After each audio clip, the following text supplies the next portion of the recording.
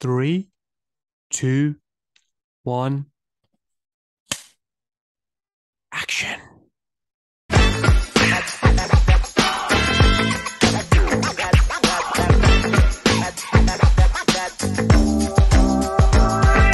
Well, let me tell you something, brother.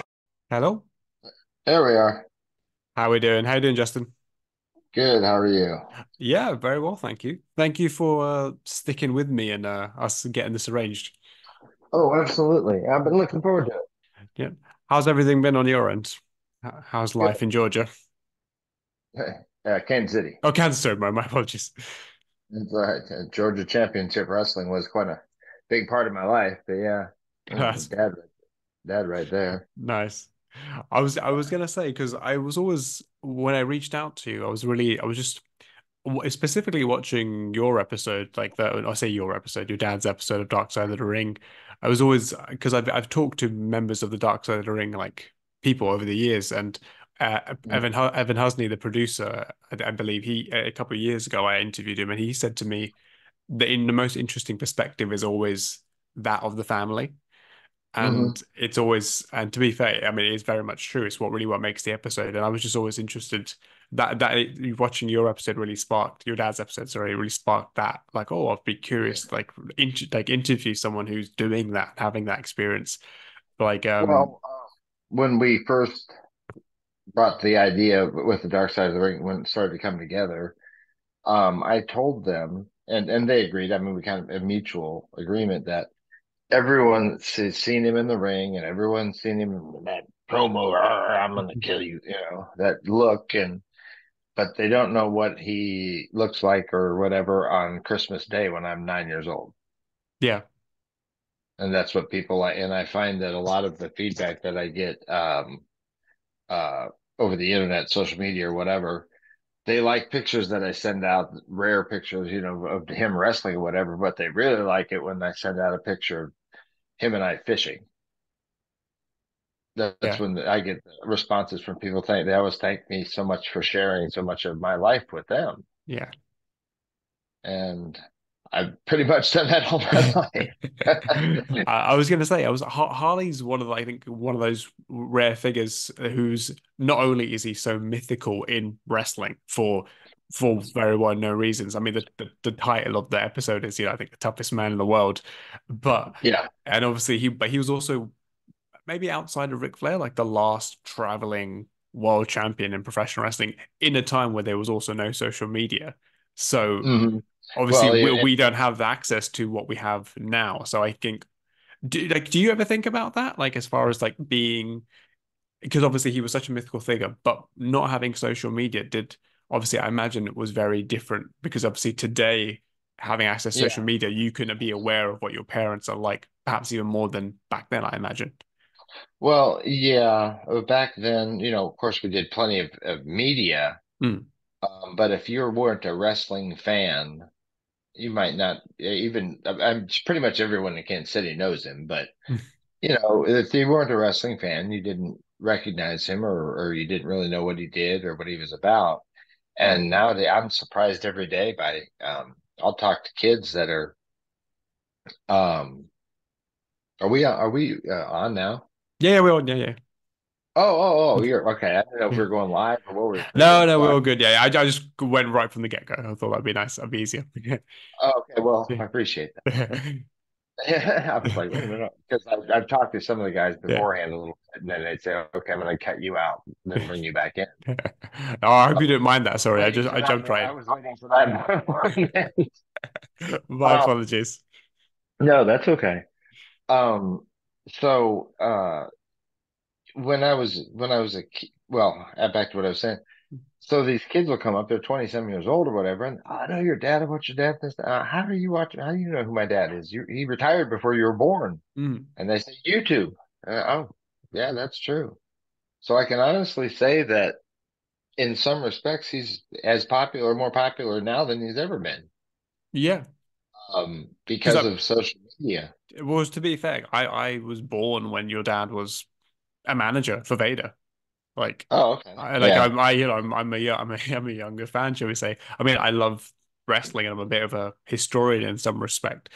So I'm very much aware of who Harley is. But having said that, I know who Harley was, but but I think I knew the cliff notes because Yeah.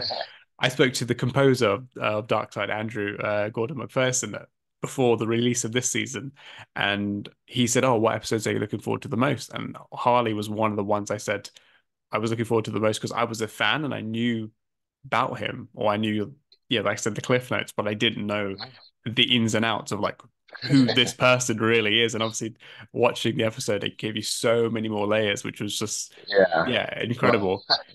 yeah, there's all the, it's like everyone has their stories with them and their parents and, you and your father, whatever, alone Mm, and doing your thing. But the difference, I guess, was that he did it with often a crowd around or near him or whatever. We did, of course, interviews and newspaper, TV, and stuff all the mm, time. But that's pretty much the only time you got to, unless you went to the matches, that's how you got to see him. yeah. So people in the neighborhood, so to speak, remember Dad as the guy back way back in the day when he and I'd go grocery shopping and he'd have a beer and a cigarette in the grocery store. The manager's, hey, Harley, hey, how you doing? It's good to see you back in town.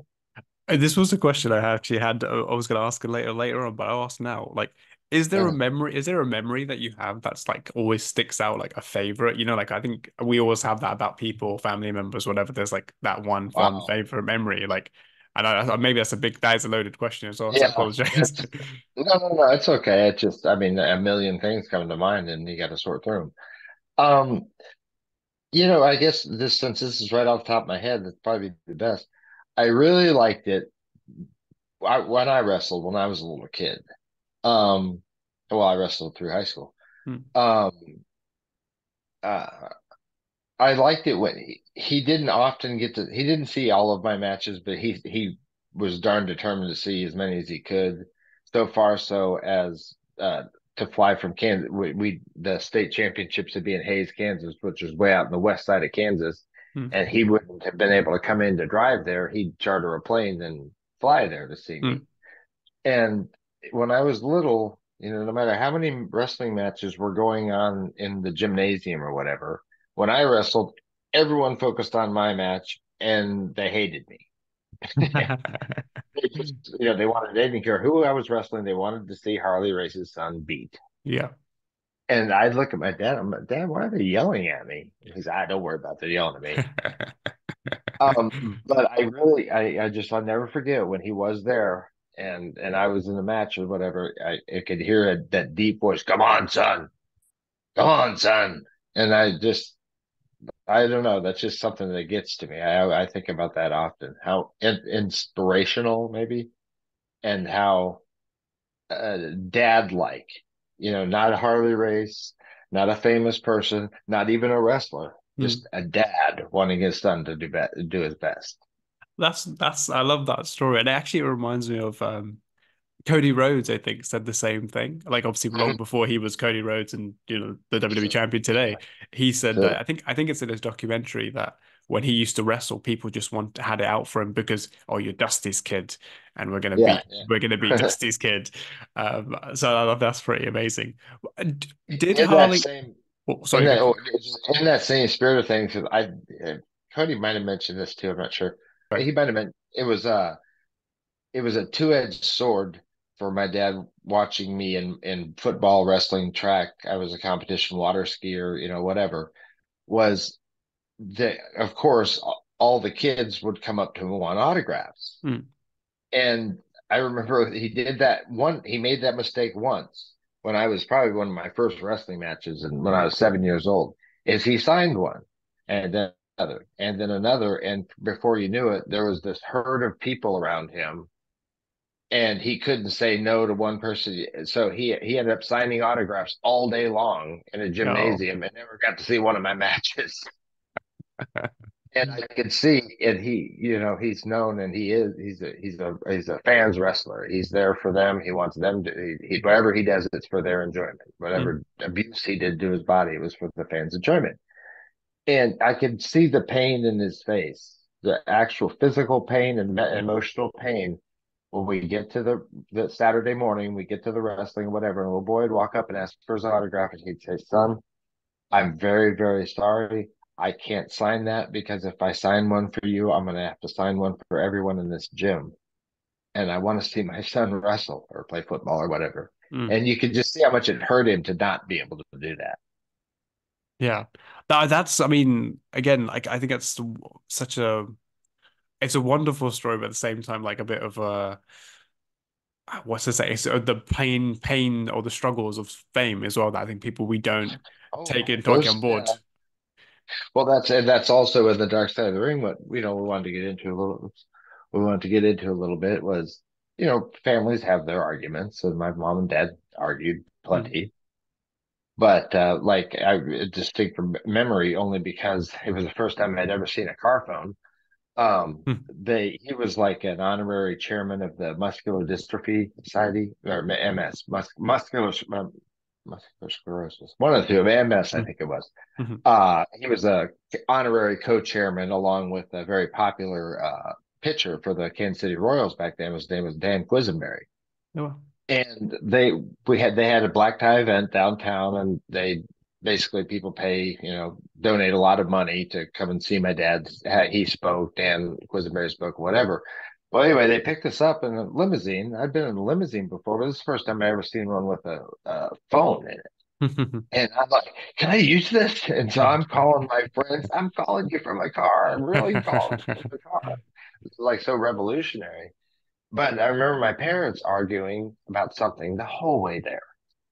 But once you got there and the car door opened and the flash bulbs start going off, it's happy race family. Everything's always peachy and everything's always great, and there's never any trials or tribulations. It's just always a big smile and a happy family. Mm. And that's not always the case. Yeah. There is a lot of acting. There's a lot of covering up. There's a lot of suppression of emotions when you'd like to show them, but you really couldn't because of the situation, and that just wasn't done. Because you're Yeah. a celebrity type. You don't do that. You Yeah. don't. You don't have a bad day, and a fan come up and ask you for an autograph, and no, I don't feel like doing that now. That's not in the that's not in the mix. No matter Yeah. what kind of thing, you turn around and graciously say yes. Hi, how you doing? I'll be happy to sign that for you. That Uh, I so mean there I were mean real people, just like yeah. everyone else. We're real people with real problems at home. I really got a bad grade once, and I really got in trouble for it. And you know what I mean? It's not, everything just wasn't all wine and roses. That's for sure. Yeah, I think we even know it's sometimes even more incredible because Harley has that image, right, of being the stern, The tough real guy. Yeah. tough guy. What's it more interesting as well that I just crossed my mind is obviously he was still in the era of kayfabe, right? Like very Oh, much protect the he's business. one of the last. He's one of the last of the Yeah. kayfabe. So I mean, when he was a heel, did he still like when was the line drawn when he would sign a kid for a kid, or he's like, no, I'm a heel, so I can't do that. Like that because There's a line. There's a line in a movie. I can't remember what movie it is. That in the movie they were talking about a group of people and something. I can't. Might have been Men in Black, but he said a person is smart. People are stupid. And by that, how I took that in my life was, yeah, but 10,000, 80,000 people watching him hated him, and he made them. He worked very hard to make them hate him. Mhm. But then once you left there and you went down the street and you went to go have dinner in the restaurant, and one of those same people came in, they were just like, sir, they were almost scared to ask for an autograph and were blown away at how nice he was. So, it's like when the people get in a big crowd and I hate this guy, Yeah. or even on the internet, you hear them battering back and forth, Ye- yakking. Yeah. I'll say something sometimes purposely just to get a little chatter going, see, just to see who wins this argument. And that's fun for me. Yeah. And yeah, I'll get who's the better of this or who had the best pile driver, and I'll get and I know the answer. And so finally, at the end, after these people get not heated, but I mean, how heated you can get with your typing, but you get Yeah. pretty, they're not verbally abusive, or they don't, cuss and stuff. But finally, I'll say, look. my dad taught him how to do this, and that ends the argument. Everyone's like, "Well, Mr. Race, me, Mr. Race, my dad, Mr. Race just ended that argument. We know the answer." Yeah. Yeah, So no, because it's I speak from from the locker room, I don't speak from the front row. yes. I mean, it's one of the questions I had for you, and which kind of crossed my mind when I was thinking about this, because Edge, when he did his A&E biography for the WWE, so like obviously the documenting of his life, I interviewed the producer of that, and he said one of the big reasons that Edge wanted to do that, or the selling point for him, because he was initially quite hesitant, was that he was like, I want something for my kids in like 20 years time that they can see, Yeah. and it's like a this encapsulates who Edge is and who I am, and they can see it down the road. Obviously, to my knowledge at least, you never really had anything like that, I guess, made on Harley. Was that, do you feel like and again, I could be wrong there unless I've missed something, and there's been a not really there's been a documentary that I've missed that, but did you feel that way a little bit with this, or wanting to do this for this reason, so you had something that almost that encapsulates everything? Well, this kind of is this documentary has been well. We started working on it a year ago, and I had been for several years working on an idea for a book Oh well. about my father, not like my mom, not like a memoir or a tell-all about the family. Hmm. My book, and now it's in. I'm really working on it right now, hoping to get it out this year. Nice. My book is called Don't Tell Your Mother, and it's exactly what it says. It's all the little things that he and I did that it was the only two people that knew that we did it was the two of us. And they're all funny stories, especially when you think of my father. And I'm really looking forward to putting that out because I mean, so many people write, they like to take celebrities and build them up and build them up, and then they retire or they go on and then they start breaking them down. Mhm. And with the popularity and the newfound respect I've found through social media that there's so many people that just think my dad walks on water. And I talked to him. No, he put his pants on one leg at a time, just like everybody else. But there's just so many stories that are fascinating to people, and I tell people the name of the book, and they just start laughing. Oh my God, that's perfect. Um, It feels like the documentary in a way has almost been a nice segue for that book as well, because it's introduced Absolutely. us to the human, And and in like fact, I mentioned in the production of the Vice TV, I wasn't far enough along on the book to really like promo it, have a book cover or something like that. But the producer and I worked together, and he said, "You tell you what, I'm going to have you tell a story, and when you finish telling the story, and you say this story ends, don't tell your mother, I'm going to say to you, that's a good title for a book." And I slyly think, yeah, that is a good title. Good idea. I mean, some there's just little stories like, well, we were in Italy at Rome at the Vatican. mm. This is a long time ago before they had CCTVs and whatever. And you could go in the Vatican was a lot more accessible, but a lot of the things, just like if you go to the National Archives, you can't take photos of it because they don't want the flash bulbs hurting these ancient artifacts, like Mm. the decoration or whatever. So we're there, and my mom went off her direction, and my dad and I get in this area that it's just full of like things that people would love to see, but you can't photograph. Well, he's got me hiding, looking around for the Swiss guard. Well, he's taking pictures of stuff that he isn't supposed to be taking pictures of. And he's snapping off, and I'm like, wait. Okay, he's going, go on. And so he takes a roll full of pictures of stuff he's not supposed to be taking pictures of in the Vatican. And sorry, God. Um, walks over to me, and we went to find my wife. Looks at me. Don't tell your mother. That's amazing. I So mean, there's this multitude of stories like that and even today, as I'm working through the book, I'll tell my mom about a situation that happened. She's like, "You guys did what?" I'm 53 years old now. You were 8 years old and you did what? So it's going to be nice. That sounds great, and that also sounds really different because it's also you don't get books that are you get you always get the chronicling biographies of like start to Hmm. finish wrestling career, but that's In really refreshing as well. 1973, this happened. In 1974, this happened. Yeah, yeah. Yeah, And so I'll that'd just, be yeah, I leave the wrestling out of it for the most part. Some of the stories do involve, in the dressing room or whatever, sure. but yeah, I leave the whoever wants to argue who the best goat is to leave that to the fans. I know Dad's one of them. I think that's a good. That's probably the best way to approach it as well.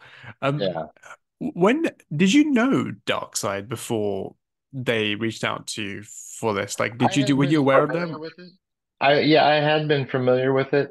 Um, I I guess the first time I found I don't really remember how was the episode they did on Owen Hart. Yes. The Harts and my family were always very close. My father was in the ambulance with Owen Hart here in Kansas City when they took him to the hospital, and my dad called Stu Hart and told him his son was dead. Oh, I Um, didn't actually know that. so yeah, it's a very close. In fact, my dad for all the years I could remember, used Stu Hart's address in Canada and had a Canadian driver's license. So every time he got stopped speeding, if you know, my dad's notorious for driving a Mach 3 everywhere he goes. After the episode, I do know. Yeah. Yeah. So he'd hand him his Canadian driver's license and they'd give him a ticket and he'd say, yeah, good luck with that. And so, they were that close that he, for years used his address as a Oh, way to get around speeding yeah. tickets. So that was your intro to Darkseid was then that episode. Yeah. So, Yeah. well, yeah, Yeah. the long story, kind of short. Um, I had known Owen. All of us kids that are like my dad's age, like Rhodes and uh, Dwayne Johnson and Von Erichs, they were a little bit older than me, not much. Kurt Henning. In fact, I posted a couple days ago a picture of Kurt Henning and I building a sandcastle when we were both about 3 or 4 years old. So we grew up like that. We grew up together, Yeah. and that was and being in a sport like wrestling, those were the only people you had to confide in because no one else understood. Yes.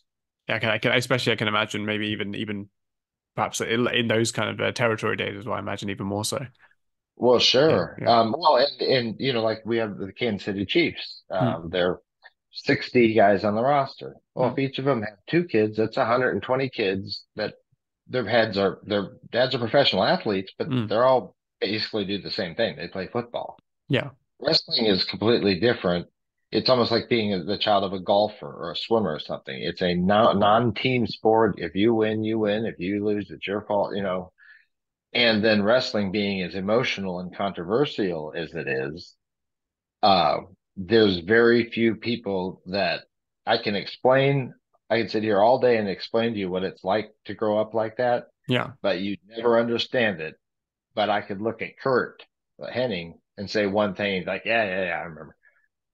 He knew where I was Yeah. coming from. Yeah. So when they reached out to you, was it like did you want was it like, oh, okay, it has to be this way if we're gonna do it, or were you very receptive? Like, what was that kind of initial like feel, or should I say, like for you? Well, first spoke with Dave Mm, Hodgson, and he ran the idea by, on telephone or whatever. And mm, I've always been very protective of my father and his reputation and his name because he is so respected and deservedly so. mm. Uh, if there's disrespect, if there's somebody telling stories out there that don't have my dad as being a pretty darn good guy, then they're lying. Yeah. And so we worked through several phone calls. Dave came down and met with my mom and I. She was also, uh, in the documentary quite a lot. Yes. And we talked to him. We sat down and had lunch with him, which turned to be like almost a dinner, just telling stories and just kind of shooting you know what? And he was just, his mouth just kept dropping farther and farther open at the stories he was telling. And, we decided to go ahead and do it. And they worked on it for quite a while. Then they wanted things from us, like personal things. Mm, Well, my mom many years ago was a brilliant, well, she was brilliant in a lot of things, but everything. All the photos, my baby photos, dad's wrestling photos, she kept everything. So when they said they wanted photos, personal stuff, we sat down with about 9 big, huge boxes of photos and went Wow. through every one of them and sent them probably 1,000 photos. Wow. Maybe 500, I don't know, a lot of photos for Hmm. them to look through. And they immediately got back to us after they received the shipment from us and said they'd never seen anything so thorough, and how excited they were. And all this is tracking in the back of my mind, thinking, this is a story that can be told different ways and many times. Yeah. I mean, I could probably do a podcast and have people call in and just ask me questions all day. Um, so I did make it clear though at one point in time with Dave, I said, well, and then Thea took over for him because Dave went on to another project, but he was still kind of our, the go between. Yeah. I said, now I have heard there's some Dark Side of the Ring episodes that were kind of like hit jobs Hmm. on the wrestler that they were portraying. And I said, and if after all these nice family photos of me and a baby and dad and I, when I was a world state champion and he was world champion, when I was a state champion wrestler, national champion wrestler, the photos from the newspapers that we'd be in, I said that this need better portray my father as to who he really was Hmm. and not pick a couple of events that maybe weren't so good out of his life and concentrate on those. And Dave assured me that that wouldn't happen, and so we went ahead and went from there. Yeah, because and it absolutely doesn't. I didn't come like there's negative moments. Like I guess like everybody's life has blips. Like there's nothing wrong with that. As we're all human, we make mistakes. Um, but it absolutely doesn't. But I can in a way you come away with so much respect for him. Like even your mum, like I think she says like he wasn't a great husband or a father, but but he was a good person. Like he was a good heart. That just perhaps Yeah, wasn't the best role for him. she kind of mentioned. She said he didn't have time for family Yes, yeah, because sorry, he that's was with yeah. the NWA. Yeah, it was always wrestling. She said her quote was wrestling, wrestling, wrestling, which it Mm, was at that time. The NWA world champion worked harder than anybody on earth. He mm, wrestled 300 days of the year. yeah. If I wanted to be with him when I was younger, I traveled with him. That's Mm, how I got to spend time with my dad. Even on the road, my mom would be back in the van, in the back of the van asleep. And I was the official, I'm 7, 8 years old. I was the official bartender and slicer of cheese and summer sausage. Mild, sharp cheddar cheese and summer sausage. So and that's how I spent time with my dad. That's when we yeah. talked. So I just wanted to make sure that it was an accurate portrayal of him, good and bad. Like you said, Yeah. everyone has their bad things. It's just in any celebrity's world, their bad things and their good things tend to get amplified because now people feel like they know something about this person that was so mysterious to them. Mm. Like my dad being such a gentle, like my mom called him Big Teddy Bear, but but then you had the people that were scared to death of him Yeah. until they met him. The Yeah. joke about I was lucky enough to go to school in the same district pretty much all of my like from kindergarten, second grade, first grade, I guess was on through graduating high school. Hmm. So I had a core group of friends that I had been friends with that whole time.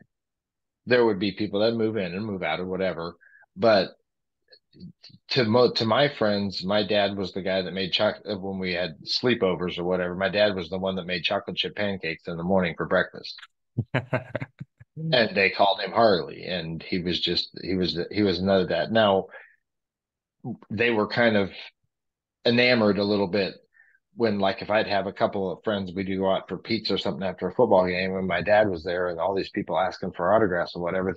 Man, they're asking dad for an autograph. And there's another one asking your dad for an autograph. I'm like, yeah, that's the way it is, guys.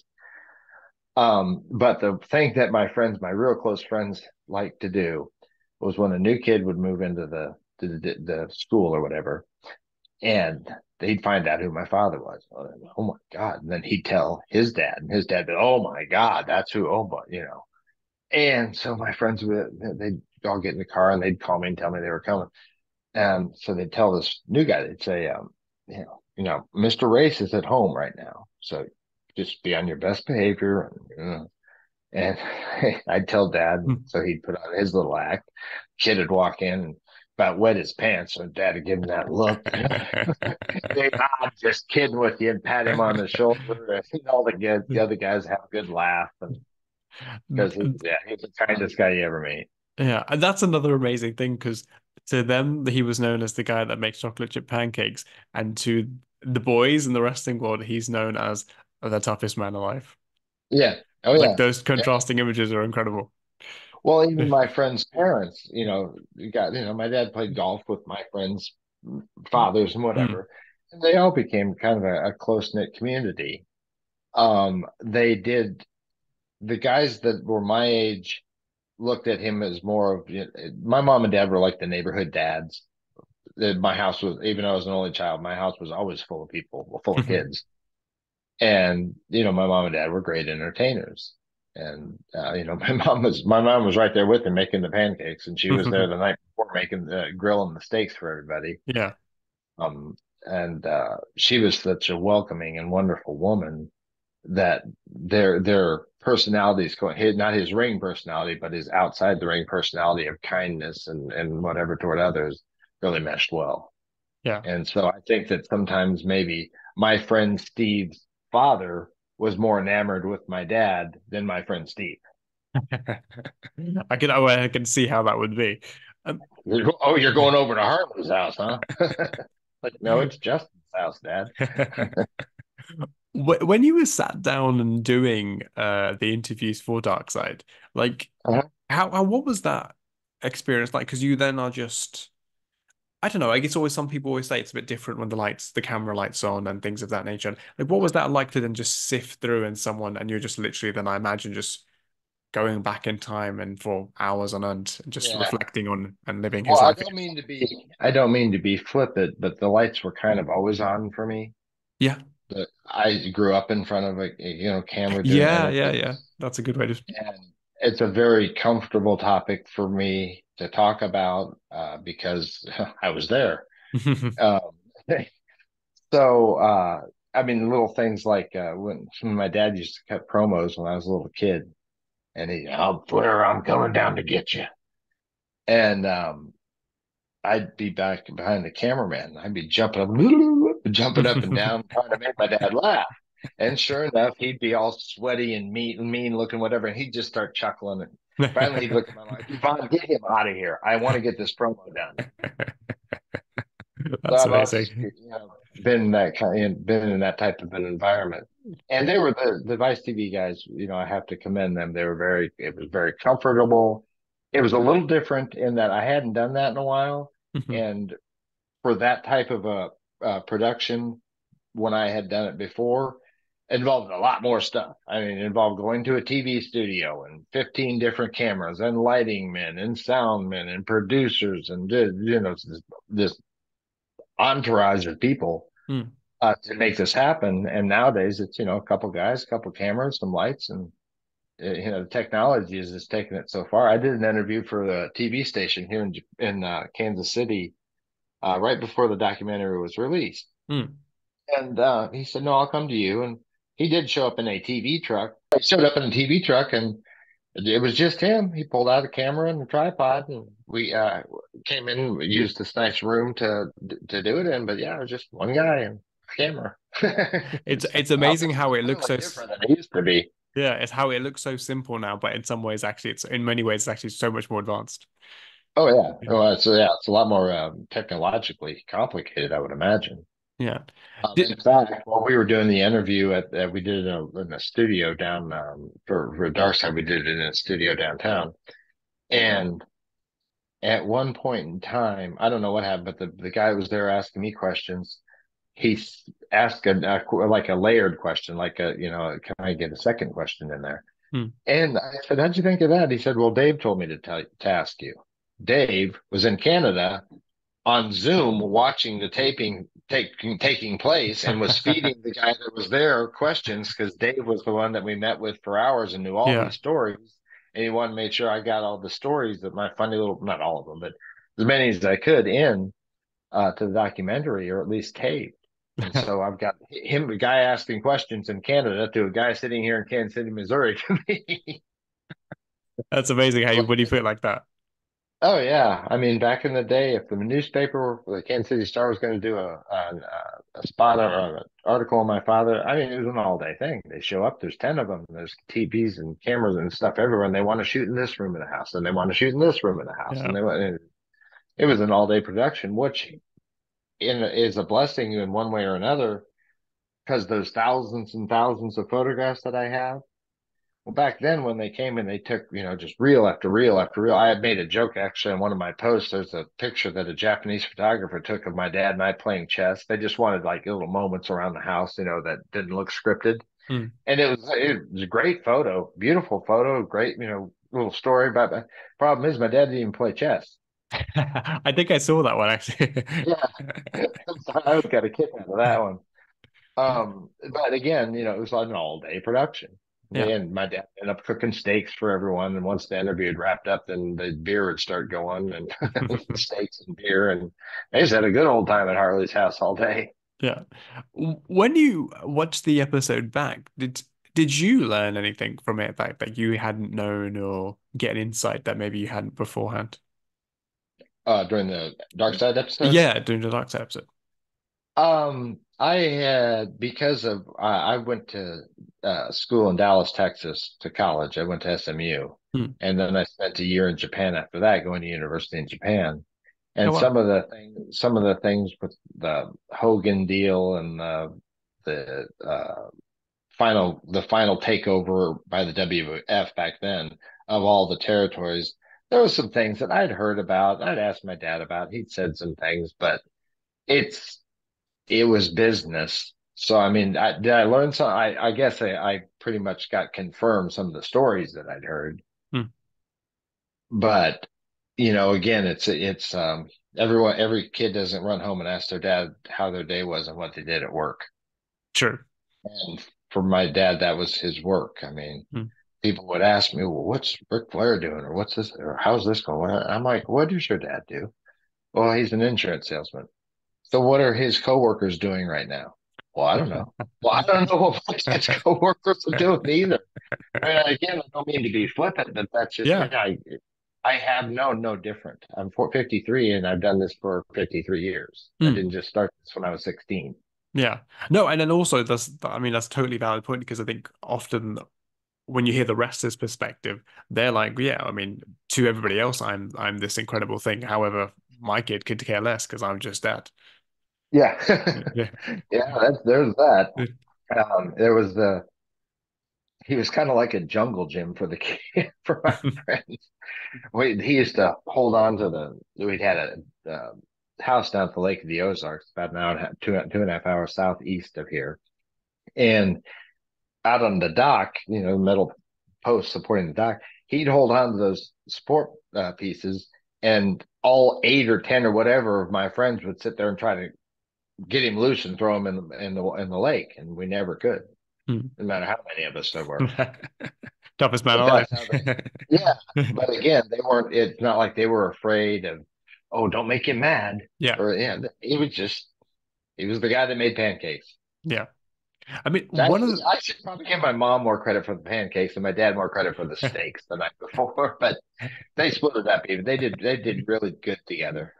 right, one of the things that I really that was really striking for in that episode, and that was quite, I guess, I imagine shocking for you, and also shocking as a viewer to hear, was the story when you talk about your dad's intestine injuries when I think when he went through the table against Hogan, and I think he burst his intestine, uh, and then he was then basically incapable. You said he was obviously in your apartment, and he was basically capable of doing anything, and you had to basically do everything for him. What was that Correct. like? Like you go for, like we said, like toughest man alive, does everything himself, and then you go from someone who's you have to do everything for. Like I can imagine that's an incredible shift for you. It's kind of one of those things in life that you think about and probably are affected about more after the fact than when it's happening. Yeah, I walked in, and what had happened is dad got in something with Hogan, and he got Hogan laid out on one of the metal, those 8 foot long collapsible tables, like Mm, the kids' lunchroom tables, whatever they want to call them. And he got Hogan laid out on that thing. He went up and jumped off the top turnbuckle all the way down and tried to land on Hogan. Hogan moved, and Dad went right through the table and the metal bar that goes around the underneath the table. So he busted through the wood or the particle board, whatever. But the metal came and slapped back when he started to get up off the table, and that's what hit him in his intestines. And he ended up having one colostomy bag, then two colostomy bags. So I can't remember, somewhere between 500 and 1,000 Wow. stitches inside. Kept trying to heal him up, and yeah, he dropped down to 200 pounds during this. It was awful. It was a horrible ordeal. And, I came in how before, the surgery though, about 2 days after this had happened with Hogan, I came into my apartment and he was lying in a fetal position in front of my TV. And I never seen my dad in a fetal position in my life. Mm, And I didn't know if he was alive or dead. And I, called the hospital, or 911, whatever, and took him in, and yeah, it was touch and go for quite a while. I mean weeks, months.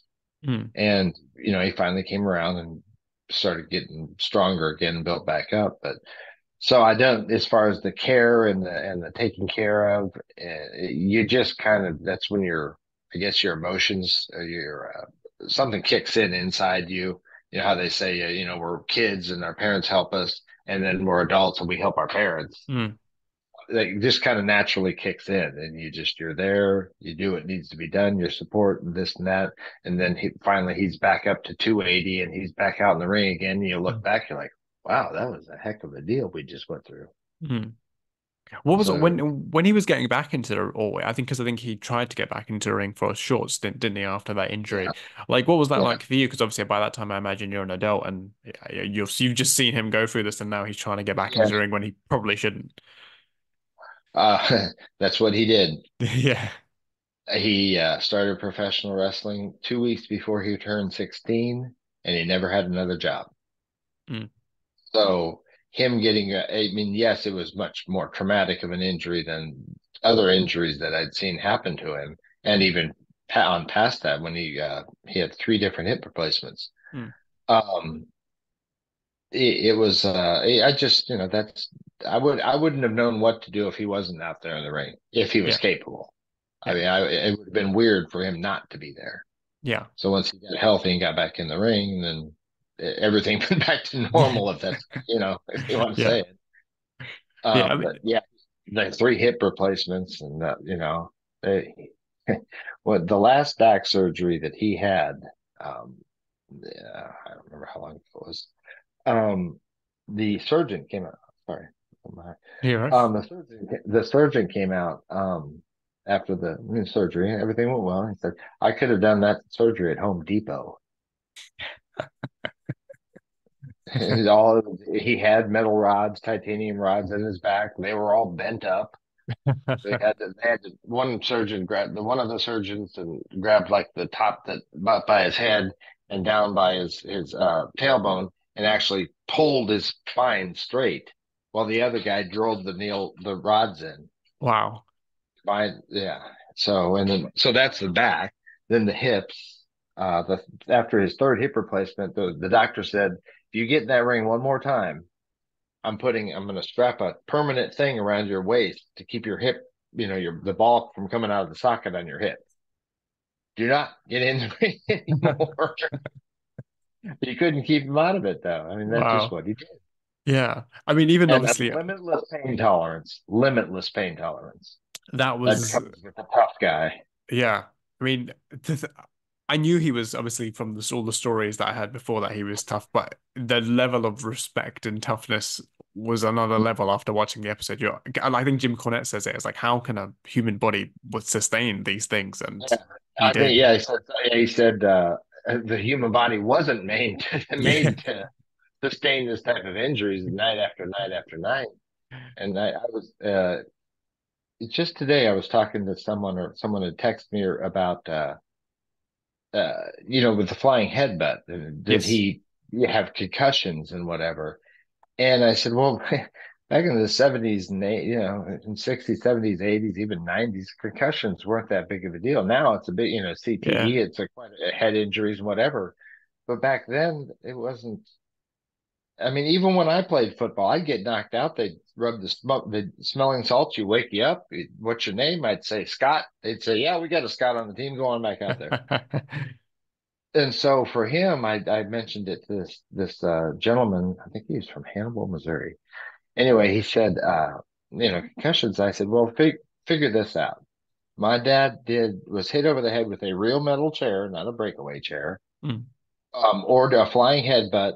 Let's just say 5 to 6 times a week, 300 days of the year for almost 40 years. yeah, Now, NFL players, once they have 7 concussions, they have to leave the league.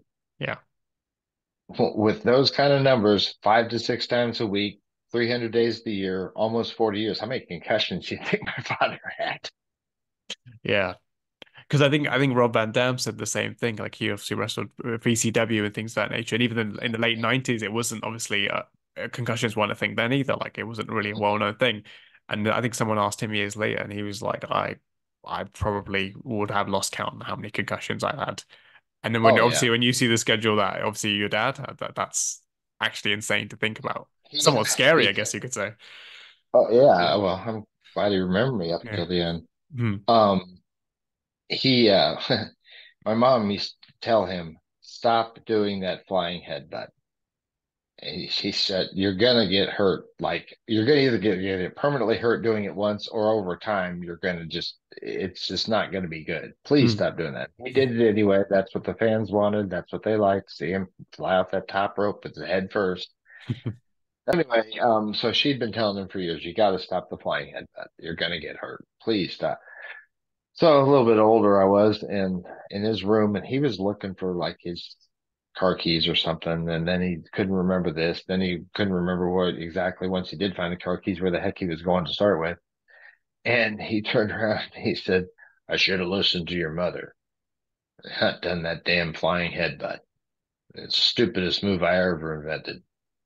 And he said, "But don't tell her mother." So I imagine that's another story for She the was book. right, but I wasn't allowed to. Yeah, she was right, but I wasn't allowed to tell her that she was right. Was this like many years after he had retired? Oh no, I Oh, just was he was still let's see, that would have been in the mid 80s. So no, oh wow, he was okay. still active. Yeah. Yeah, he was Still still in the active still in the and thick of still it. doing the flying headbutt. He's like he cusses at himself for doing it and says he's not gonna. I'm in the dressing room. I'm not doing that damn thing tonight. He'd get out there and he knew the fans wanted to see it, so he'd do it. Then he'd come back in the dressing room and say, "I did it again. God damn I mean, I guess obviously all these injuries did pile up, but we talked about the intestine thing, and then eventually, obviously, he it." stopped wrestling, and then he became a manager. Because Yeah. my first memory, as a kid, of seeing Harley Race was obviously I would see the old tapes and see things, but my first thing that I saw Harley in was because I was a huge fan, especially as a kid, of Hmm. Vader, Big Van Vader. Uh-huh. And Hmm. then obviously the first one of the key points of Vader's career was when he was managed by Harley in WCW. Yeah. And Mick Foley tells a story that I love. It is I think he says Mick said it in his documentary where he had to hit Vader with a shovel. Hmm. And Vader obviously had beaten on Mick for a long time. And before Mick did it, Mick was like Harley came up to him and said, "If you don't hit him with that shovel, like for real, I'm gonna come back here and hit you." And Mick and Mick was like, so he put the fear of Harley in me. So then like when you see Yeah. the footage, Mick hits him like as hard as he can, and like Vader does the I feel no pain. And then as soon as he hits him, Vader screams for real because Mick hits him Yeah. for real. He hit him hard. Yeah, I remember that. Leon was a funny guy. I really liked Leon. It's interesting story about Leon. Mm, When I was at school, I told you I went to school in Japan. mm, I was over there and I heard a tour was coming through, and then I, found out through the grapevine who was on the card. And, oh, Leon's going to be here. So I showed up. I didn't tell him in advance. I showed up at the matches. There in Osaka, and because of how much I look like my father, whatever, I had no problem telling the Japanese guy wrestlers or whatever, security and things like that, who I was. And oh my God. And then my dad was such a god in Japan. Hmm. So I got back in the dressing room. I said, Leon, he's like, what the hell are you doing here? So he, yeah. So Leon decided that he and I were going to go out after the matches. And now, I'm 23 years old now. So, I'm of age to do what I want. Hmm.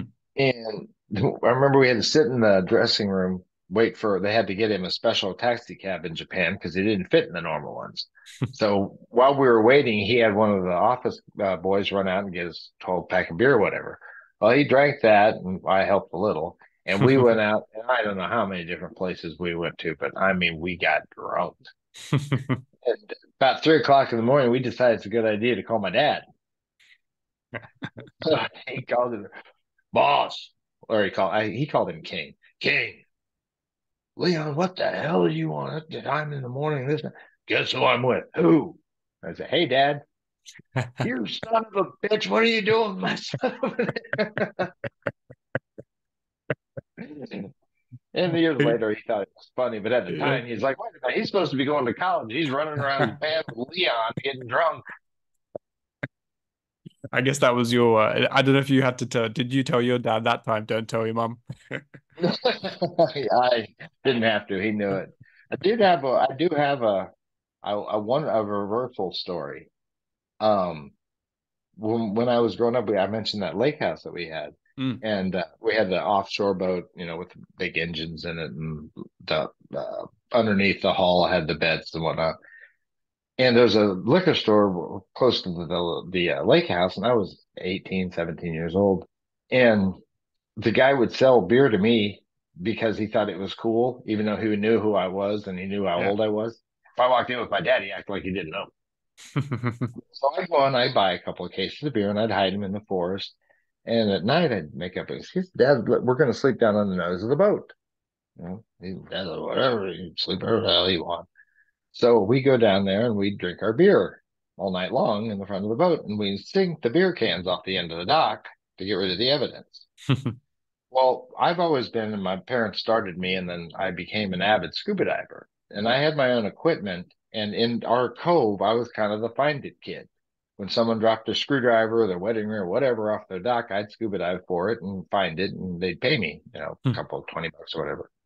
Well, Dad dropped something off the end of the dock, and I'll go get it. I'll grab my equipment. He said, I'll go down with you. I never even thought of it, never dawned on me.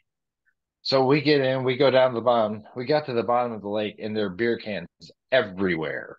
Hundreds and hundreds of beer cans that had algae on them. They'd been so long to beer cans that were bright and shiny because they were drank the night before.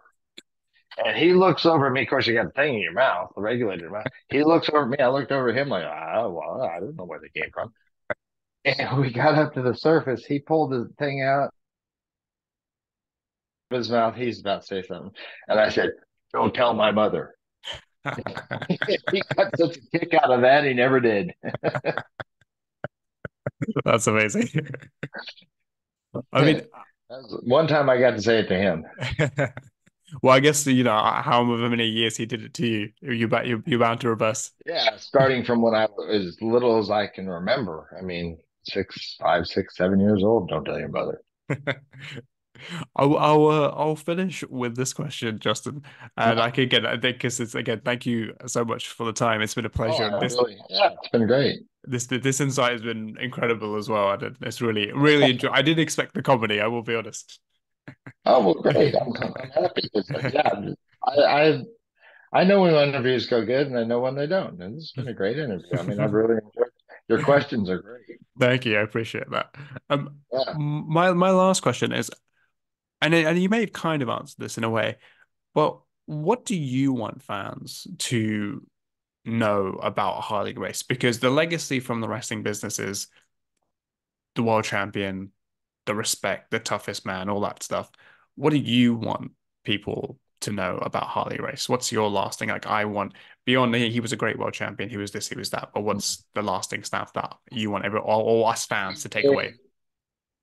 He gave and worked 110% all of his life to make them happy, to entertain them. Maybe not they weren't happy, they hated him, but that was his job. I mean, Hmm. he one person that was liked and one person was hated. Yeah. And he was the one that was hated. And I think that's as we've rolled along over time, people realize what he did to what he allowed to happen to himself to entertain them. And they've developed a lot of respect for him. So I'd like them to really understand that everything he did for the fans. Yeah. And He Go ahead.